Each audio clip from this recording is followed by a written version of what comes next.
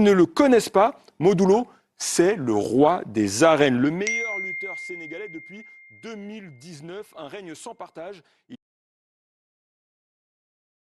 Et j'ai eu le privilège d'avoir une audience avec le roi, entretien avec Modou Lo, qui nous dit tout de son parcours et de sa préparation pour ce combat face à Sathiès. Pour les gens qui ne connaissent peut-être pas la lutte sénégalaise, est-ce que vous pouvez expliquer ce que c'est d'être roi des arènes? Roi des arènes ci lutte Sénégal mën nañ ko méngale comme chaque année fii comme Ballon d'Or. ñu dañ ko fekk suñuy maam noonu lay demee ku nekk roi des arènes ku ko daan mooy nekk roi des arènes ba kenn daan ko nekk roi des arènes mais maintenant depuis 2019 man maa nekk roi des arènes te maa ngi ko jëlee ci Eumeu Sène. Eumeu Sène mu ngi ko jëlee ci Bombardier jëlee ko ci Balla Gaye jëlee ko ci Yékini noonu la dem ba tey man maa nekk roi des arènes loolu la quoi. Lutte d'abord suñu culture la au Sénégal bu njëkk ba mu ngi jugee tey ñu doon bay ñooy dem son yo xam bu ñu bayee ba pare nekk ci àll bi di bëree y a des danses xam nga y a des trucs yu sew yi nga xam ni maanaam lu riche la. J'aime bien sport nga koy def ak discipline xam nga bëgguma man ku arrogant ci sport xam nga ki nga xam ni yaruwul du joxe bon exemple parce que gis nga boo nekkee sport rek idole ngay doon jeunes yu bari dañuy xool ci yow gis nga boo defee lu baax ñoom dañ ci roy que boo defee tamit lu négatif moo tax boo nekkee idole du ñëw rek mën naa li may def mais ak discipline boo ñëwee ci lutte bi tamit comme Yékini tamit loolu laa gis si moom vraiment xam nga. Ouais, juste avant l'entraînement, on discutait un petit peu et vous me disiez, quand un jeune m'affronte, c'est un peu comme au football quand un jeune affronte Sadio Mané, Cristiano Ronaldo ou Lionel Messi. C'est normal. Nous tamit ba ñuy nekk mbër yu ndaw loolu la ñu doon rêvé nekk roi des arènes. En 2015 boobu mooy sama premier combat royal ak Bombardier. mais comme tey noonu la demee man dama ñëw jàpp ni maa war a def lépp te noonu la demee sax parce que man maa soxla li Bombardier xam nga ma ñëw par expérience moo ma jiitu ci affaire bi boobu mujjee échoué mais après ma tenté war ko Eumeu Sène alhamdulilah yàlla defal ma ci tawfeex quoi c'est très normal ku mësul bëree combat royal xam nga affaire bi day yegg ci yow benn niveau bi stress bi xam nga ak yooyu mais comme ñun xam nga ñu ci xaw a am tuuti expérience am ci benn temps.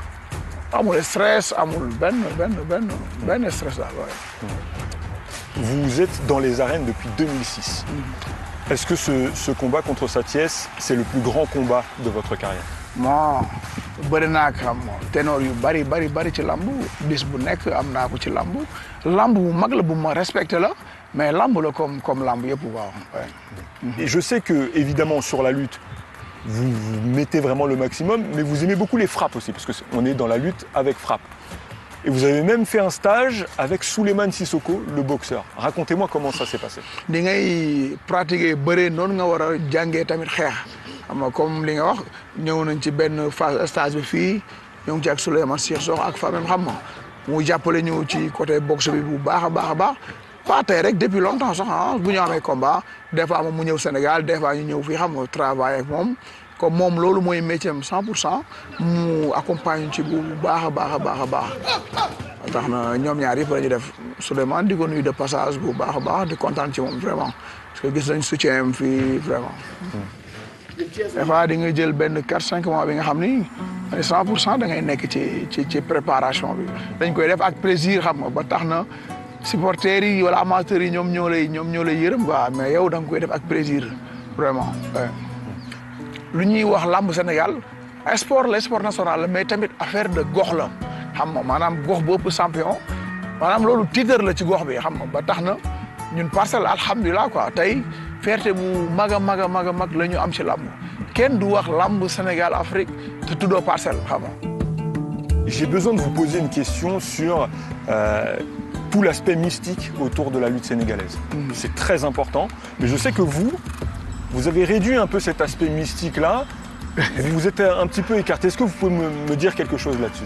Personnellement, am li nga xam ne moom wax dëgg yàlla nekkatuma ci te defatuma ko xam nga vraiment am na li nga xam ne nag ñoo ngi ci dañuy ñaan rek affaire yi gën a leer seen bopp rek xam nga ba ñu xam ne sport la ñuy def sport la sport moom liggéey la muy entraînement puissance cardio ak yooyu man boog c'est mon avis personnel. ba tax na xam nga ci loolu laa nekk 100% su may entraînement loolu laa yaakaar ginnaaw yàlla mu may ma ndam vraiment ci loolu laa nekk man. Vous avez 40 ans aujourd'hui. Ouais. Ça fait 20 ans, comme on l'a dit, que vous êtes dans la lutte. Vous gagnez le 5 avril. Inch'Allah. Vous êtes de nouveau roi des arènes. Est-ce que dans votre tête, vous vous dites, bah, peut-être que j'arrête? bëgg naa arrêté bi nga xam ni damay nekk ci ay victoire su ma sentir dem naa mënatuma wala lu ma mënatuma ko du ma xaar kenn di jël sama loxo di ko yëkkati ci ndam bi quoi xam nga mais vraiment xam nga ñu ngi ci liggéey bi te xam nga alhamdulilah quoi am na lu fi nekk ñu gérer rek daal la 5 dina clarifier lépp incha allahu taala.